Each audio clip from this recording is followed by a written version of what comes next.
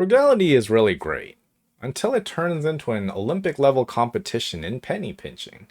Of course, saving money is smart, but some thrifty habits are just elaborate ways to waste your time, sanity, and sometimes even your money. So here are 9 times being cheap just doesn't make any sense. So here are 9 times that being frugal or cheap just doesn't make any sense.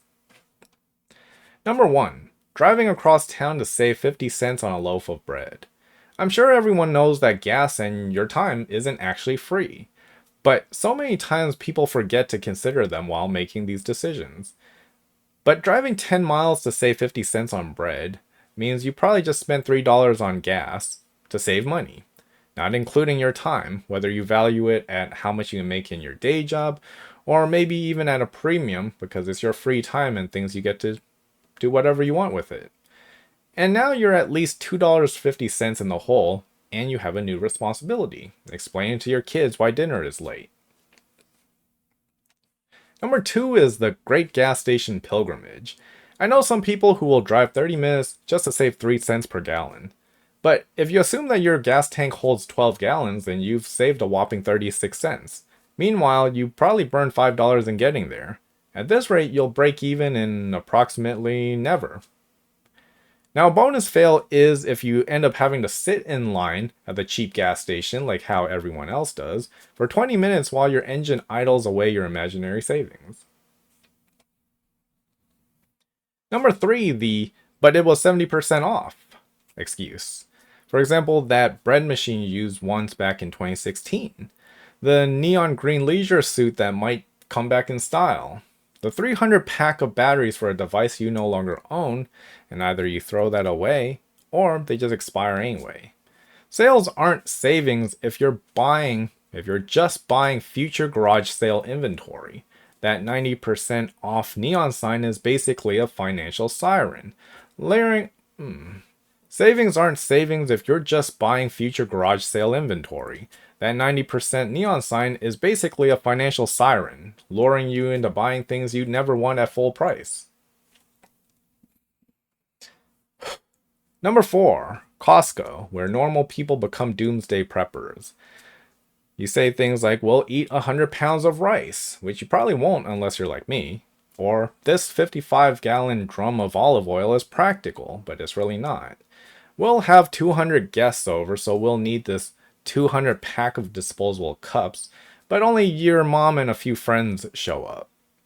Bulk only works if you're feeding a soccer team, or your hoarder's instinct.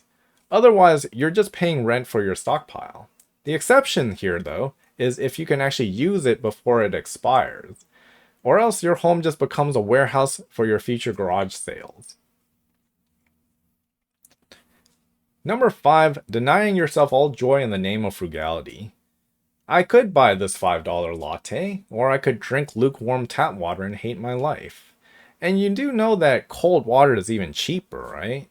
Yes, so cutting unnecessary expenses is smart. But if your version of frugality means eating plain rice while crying over Instagram food pictures, then you've probably taken it too far. So budget for small things you enjoy. Otherwise, you'll probably snap one day and buy a $200 steak just to feel something again. Number 6, changing your own oil to save money. The best thing about changing your own oil isn't about saving money. It's so you can know what's going into your car, have more control over the whole process, and possibly convenience if you have your own tools and a good setup. But it's not really mostly about money, because you could spill oil everywhere, which is annoying. You could strip the drain plug, which is annoying. You could forget to put oil in, which could actually be really expensive. And it costs you time to do it, which you're usually using your free time, something that you might value a lot, something that you could spend with your kids, your wife, your husband, whatever. And maybe something you'd prefer doing more than changing oil. It could be something that you value a lot more than.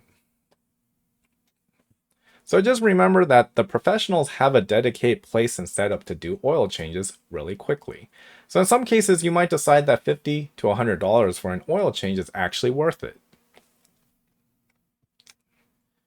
Number 7, DIY home improvements. Everyone loves DIY, and so do I. It gives you a sense of accomplishment, especially when all it costed you was a 5-minute video on YouTube or on TikTok, until you start smelling smoke because of a short somewhere, or because you used the wrong wire thickness. Your toilet becomes a fountain, and that causes mold and damage to your subflooring, or maybe even your drywall. Your open concept living room now means that your open concept living room now means you actually removed a load-bearing wall, and then you find out later during an earthquake. It's really cool to DIY your own things, but some things are better left to the professionals, because even if the savings are good, the mistakes could actually bankrupt you. That's why even the professionals have insurance and licenses, in case they mess up and you sue them. Number 8, skipping the doctor because you can just walk it off.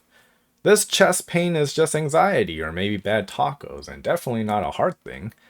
Saving $150 on a doctor's visit is great, until you end up in the ER with a bill that could have been used to buy a used car.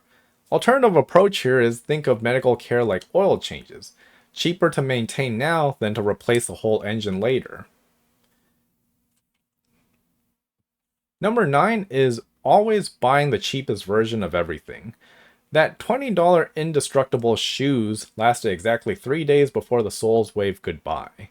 Now you're on your 6th pair this year, while the $100 shoes your friend bought are still going on strong. Keep in mind that sometimes spending more upfront can be the real frugal move, because shoes shouldn't actually dissolve in the rain. So that's 9 things. If you like this video, then you know what to do.